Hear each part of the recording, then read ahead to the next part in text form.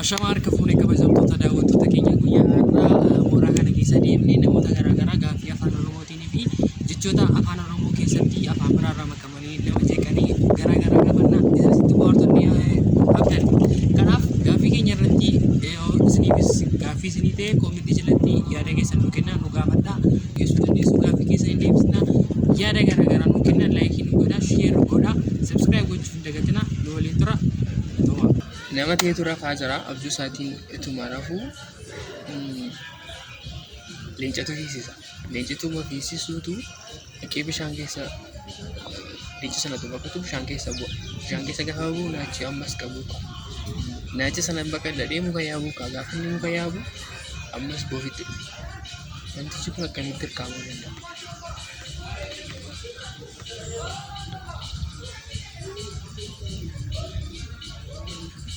Leenca kana baqatu leenca kana tuma baqachaa jiruutu fageenya bishaan keessa bu'a. Bishaan keessa yeroo bu'u leenci naachi qabachuu kaasa ammas jechuudha. Gaafa inni naachi qabachuu ka'u muka yaabuu jedhama.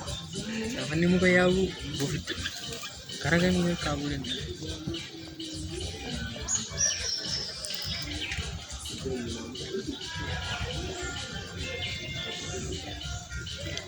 Carraan qabu carraatti harkaa bu'uun qabu.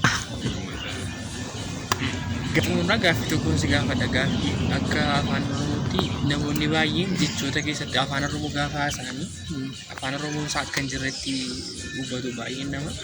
Lamaan tokko si gaafadha. Lamaan akkoo egaa tokko gaafatu carraa deebisuu waan qabuuf lamaan akkootti na yaala. Tole gaaffii tokko si gaafadha. Maayikirooskoopiin afaan Oromootiin maalidha? Maayikirooskoopiin afaan Oromootiin guddistee mul'istuu sun jedhama. Deebii yaali.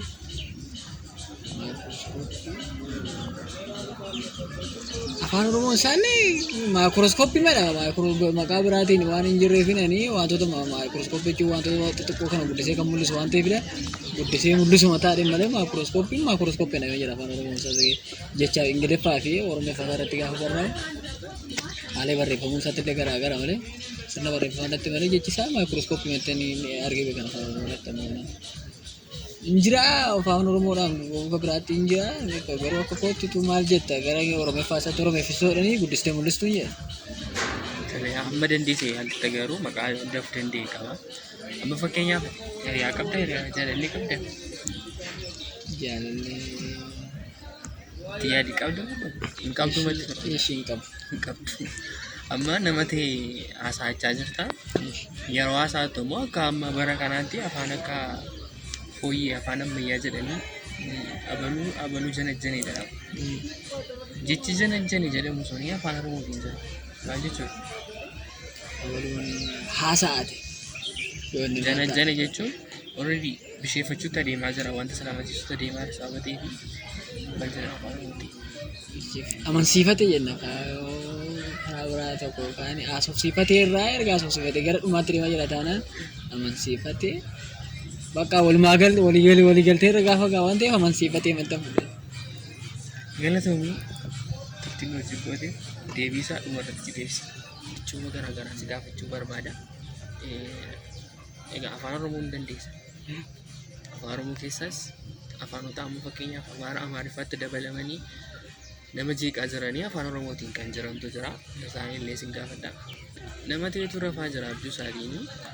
Utuma rafaa jiru leenci fiisisa. Leencituma fiisisuutu dhaqee bishaan keessa bu'a. Bishaan keessa gaafa inni bu'u naachi qabachuu deema. Gaafa naachi kun qabuun ka'u muka yaaba jedha. Mukarraa immoo ofitti ba'a. Furmaanni inni qabu maal kana keessaa bu'uudha. Lafa deemu leenca tooriidha. Bishaan keessa naacha muka yaabachuu fi ofadha. Ofiitu qabata. Garuu namichi sun immoo abjuu keessa jiru. Kanatti namichi abdii hin qabu.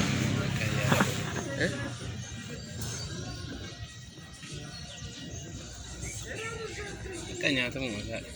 Bofaan nyaatamu masaadha yoo ta'u ilaala. Tolee kana deebisaa dubarratti si deebisaa. Gaaffii lammaffaa gaafa loojikii ta'an xiinsammuu akkasii kan biraa si gaafadha. Nama ta'etu Finfinneetii ka'eetu diillaa dhufaa jira. Hiriyaan isaa immoo diillaa jira.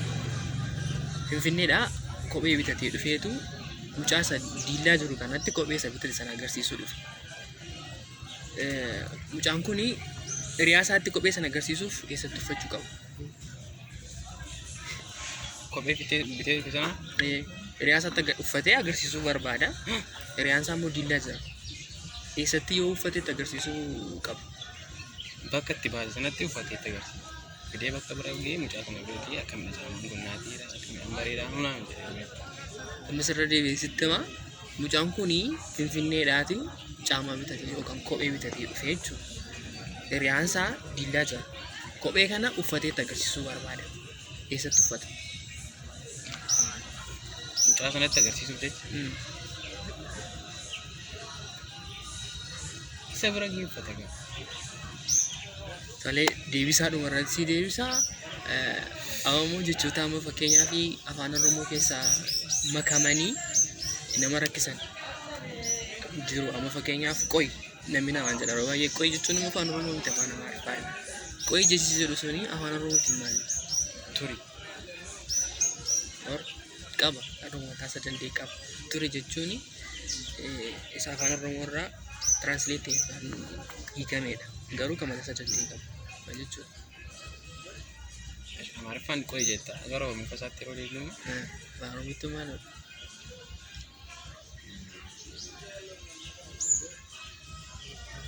mee kan jedhamu. Tolee, gaaffii tokko si hafaa, gaaffii tokko si dabala. Gaaffii tokko gaafan si dabalu amma mana nyaataa deemteetu amma mana nyaataa keessa meenuun jira. Baafatti kan nyaataa jira jechuudha. Nyaata sana ituma dubbistuutu dulatee jechuu barbaadde. Dulatiin afaan Oromootiin achirratti maaliin barreeffamee jiraata yaadda? Barreeffama sanarratti Dulatiin amma dulat jedhu. Dulatiin garuu afaan Oromootiin jira. Dulatiin sun afaan Oromootiin maal jedhamee barraa'ee jira jettee yaadda?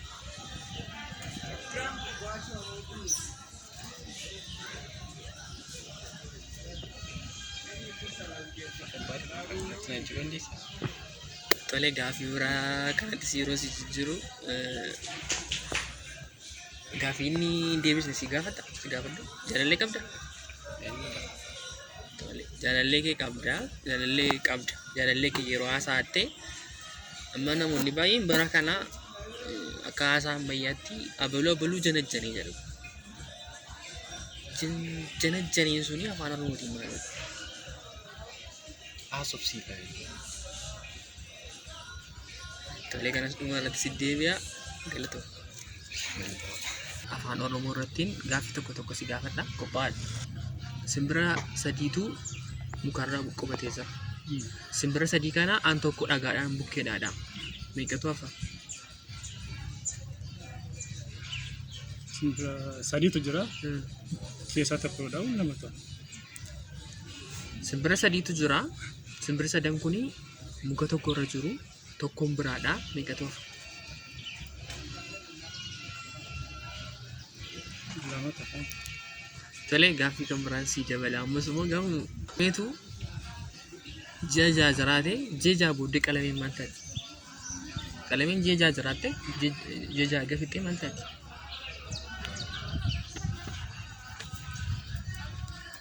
Hundoota. Umurii ja'a booda hin qabu. Tolee, gaaffii kana ammas irra darbee gaaffii dhimma afaan Oromoof Oromummaa irratti kan afaan Oromoo qulqulleessuu fakkeenyaaf chaalenjiin hojjetamaa ture afaan Oromoo irratti, afaan Oromoo qulqulleessuu irratti, feesbuuk irrattis miidiyaa garaagaraa irrattis hojjetamaa ture. Kanaan kan wal qabate gaaffii lama sadii tokko si gaafadha. Akkamii aayigilaasii fayyadamta? Aayigilaasii immoo afaan Oromootiin beektaa hiikaasaa? Aayigilaas jechuun agar ilaaltuu ijaa. Aayigilaas jechuun Ilaaltuu ijaa afaan Oromoo isaan beektu. afaan Oromoo isaatti beeka. Ilaaltuu ijaa kan namoota fayyadaman isaan dadhabe yookiis raatina isaanii kan dadhabe kan itti ilaalan jechuudha. Tolee, mana nyaataa deemteen fayyadamtaa waan akka fakkeenyaaf Milaasa Sanbarsa jedhamu beektaa afaan Oromootiin?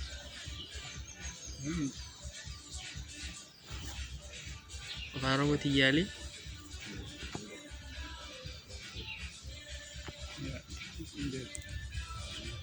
Tole galatoomii. Asitti argamuutiif gaaffii kana immoo amma sii deebisa. Gaaffii jalqaba si gaafadhee keessaa tokkodhaan simbira sadiitu wal bira jira. Simbira tokko wal biraa dha'ee simbira tokko iyyuu nafu. Simbirri maaliifi yoo itti deemte iyyuu suuraa bakka addisaa bateef simbira afur yoo jiraattes sadii yoo jiraattes tokko yoo dha'e hundatti deema. Qalamee immoo ji'a ja'a fixxee ji'a torbaffaatti fufte malee wantoota hin qabu. Gaaffii biraa dhimma ayigilaasii yookaan agartuu ijaa jettee sana immoo afaan Oromootiin kishaafa jedhama. Kishaafa. Inni biraan immoo maal si gaafadhee? Mana nyaataa yeroo deemtu afaan Amaaraatiin afaan Oromoo barraa yeroo baay'ee. Milaasan bariin afaan Oromootiin baataa dubbataadha. Baataa dubbataa jedhama. Gara tokko. Waan barbaadira jalqabe rakkoon qabu. Kan ciisan murraa si jalqabaa. Nama ta'etu Finfinneetii ka'ee Finfinneetii yeroo ka'u kophee bitatee hiriyaasatti agarsiisuu barbaada. Hiriyaasatti agarsiisuudhaaf immoo hiriyaasaa diilaa jira. Kophee sana eessatti uffata? Finfinneetii qabee Finfinnee maxxanfata. Hiriyaasaa diilaa jira. Diilaa jira hiriyaan itti kophee kun agarsiisu jechuudha. Kophee sana diilaatti agarsiisaa Finfinneedhaan bite. Kan inni ka'u Finfinneedhaan ka'a. Gubbaan inni kophee bite kun jechuudha. Hiriyaasaatti immoo agarsiisuu barbaada kophee bitatee. Eessatti ka'a? Bakka caamma sana erga biteetti kophee sana Finfinnee matti ilaala kaala lakkoofsa achitti ilaalee waan bituudha. Hiriyaasatti agarsiisuu barbaada. Dira deema dhufeetti agarsiisa. Tolee kana irra darbeen gaaffii biraa si gaafadha. Gaaffii biraa yeroo si gaafadhu qalameetu ji'a ja'a fixxee ji'a ja'affaa booddee maal taati? Qalamee ji'a ja'affaa qamalee jechuudha. Qamalee mataati qaba akka. Galatamii. Gaaffii biraa si gaafadhu ammas dhimma keessa muummee beetan gaaffii dhimma afaan Oromoo irratti si gaafadha. Afaan Oromoo guutumaa guutuutti hin dandeessu. Sirriitti. Gaaffii wayii si gaafadha. Maayikirooskooppii beektaa? Maayikirooskooppii barnoota baayoloojii keessatti ni beeka. Afaan Oromootiin maal jedhama? Maayikirooskooppii jechuun ilaaltuu wayiiti. Kan ilbiisonni ijaan hin argamne kan ittiin argaman saayinsiidha waan kun baay'ee. Afaan Oromoo isaan beektu? Afaan Oromoo isaa maayikirooskooppii maayikirooskooppii. Tolee gaaffii tokkotti si dabala. Afaan Oromoo keessaa mana nyaataan fayyadamtaa deemte? Mana nyaataa harka caalaa kaafeen fayyadama darbee hin fayyadamu. Nyaata afaan Oromootiin beektaadha si gaafadhu keessaa nyaata amma fakkeenyaaf mana nyaataa gaafa deemtu afaan Amaariffaatu afaan Oromootiin barreessu. Xibsiin maal jedhama afaan Oromootiin? Xibsiima bakka xibsiima afaan Oromootiin garuu akkasiin jedhamuuni aannan gan dhagaye sarman dhagaye waan ta'eef xibsiima jedhama. Jaalallee qabdaa? Jaalallee hin qabu. Jaalalleen kee kitaaba qofa jaalallee hin qabu.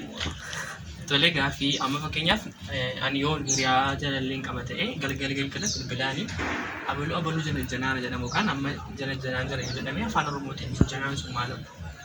Janajjanaan kun egaa kun gibbiiti. Akka gibbiitti yoo ta'e malee akka fakkeenyaaf kolleejjotaa fi kan baatota keessatti yoo ta'e malee akka ani beekutti xumuratteettaa kan jedhamu wajjin wal qabata waan kun mucayyoo argitee wajjin haasofte xumuratteettaa wajjin wal qabata malee janajjanaan kun sin jemmara afaan Amaarinyaallee miti afaan Oromoolee miti natti fakkaata akka fakkeenyaatti. Tolee gaaffii nama jalqabaa kaasee amma ammaatti si gaafadhee si deebisa. Gaaffii kamirraa si jalqabe? Gaaffii atirraa naa jalqabde wayixiin sammuu wayirraa naa jalqabde mee sanuma irraan fadhe qaanoo atumti na yaadachiise tumure. Gaaffii xiinsammurraa jalqabee qalamiin jecha yoo fitte ji'u torbaffaatti furti sana deebisteetti. Qamalee jedhee deebise. Qamalee mataatti malee waan biraa. Argateeraati yes. Gaaffii biraa maal si gaafadhee? Mana nyaataa deemtee. Mana nyaataa deemtee? Xibsii maal jedhama akka jedhu? Xibsiin afaan Oromootiin kalaan kalaa jedhama. Kalaan kalaa. Bravo, bravo, bravo. Gaafiitiin sammuu tokkoon dagadhee Hiriyaa qabdaa ka jettu. Finfinnee irraa kaatee kophee ka jettu. Finfinnee irraa kaatee gaafa diilaatti nama agarsiisuu barbaaddu billuma keetti kaa'atta malee keetti kaa'attu qabu. Sitti kaa'atta kophee keetti kaa'attu qabdu. Baay'ee akkasitti yaadne beekteni caammaa sana bitamee achi sanatti Gaafii biraa immoo dhimma jaalallee qabdaa yookaan Zinjanaa irratti gaafate. Zinjanaa kan jedhamu afaan Oromootiin shooshilachuu jedhama. Shooshilachuu jedhama. Galatoom. Galatooma isinillee guddaa. Gaafii amma fakkeenyaaf leenci namtichi duukaa fi gaayiraa naachi qabu jedha boofichi ni nuuqa mukarratti. Namtichi kun already isa jira. Abjuu keessa ka'uu qaba jechuudha.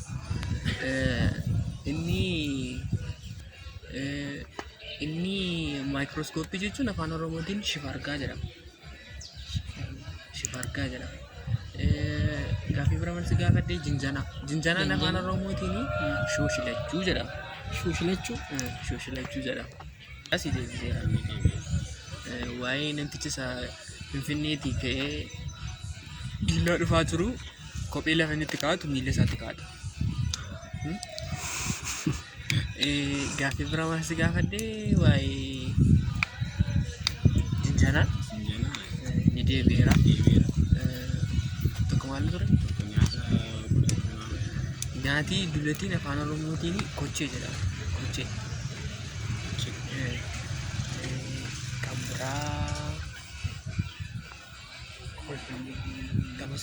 qoyi jechuun immoo afaan Oromootiin afachuu jechuudha.